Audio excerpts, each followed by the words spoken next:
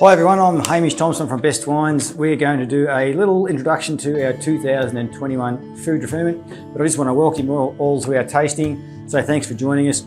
2021 Fourdre Ferment. Fourdre, what is Fourdre? Pretty basically, it's a large barrel. It's, instead of a smallish barrel, let's say 225 litres, which is a barrique, hogshead's 300, a puncheon is 450 to 500. A large barrel for a Fourdre is 2,500 litres. So we've now got two of these babies. We've got a new one this year. Really happy to have our Arnie barrel join us the other year. So he's Austrian, the original one was French. So we take the grapes, we then put them into a tank or leave them in the press for overnight. So standard skin contact, anywhere from 4, 8, 12, occasionally, accidentally 24 hours. So we do try different things as we go along, so the wine does change a little bit.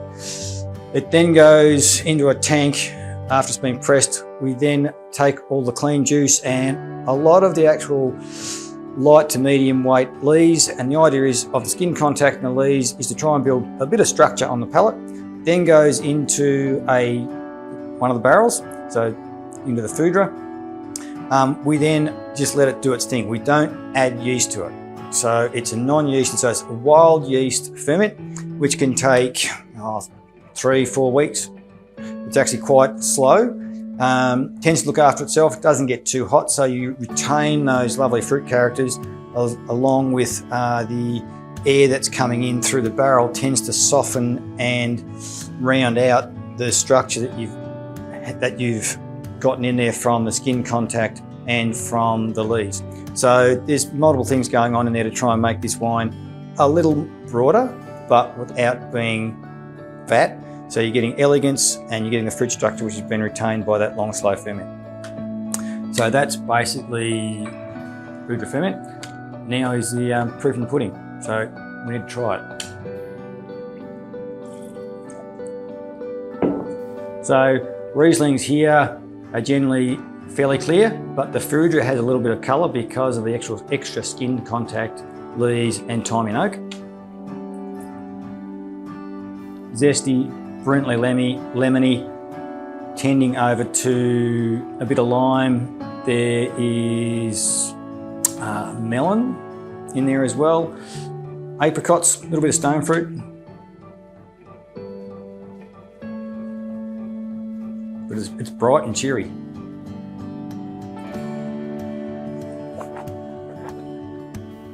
You get a lovely wide acid straight down the tongue.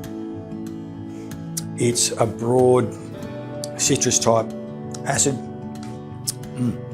but there's a roundness which comes across the palate as well, which is probably a little bit of oiliness coming from the structure and also from the lees because we leave it on lees for several months as well. We're not after leesy characters, we're after the oiliness that when the yeast cells break down, they give you an oily character, a bit like they do with Chardonnay. So we're after that. I'm not really seeing any oak on it. Some people who are sensitive to oak will see a tiny bit, but really I don't see any there. We're not looking for oak in that wine. Round, lovely. Yeah, next glass please. I like it. It's a great wine. It reminds me of the older wine styles that we used to make here before we had stainless steel.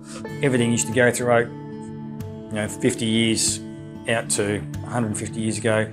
So to me, it's an older style, and it's one that really evokes a lot of memories for me.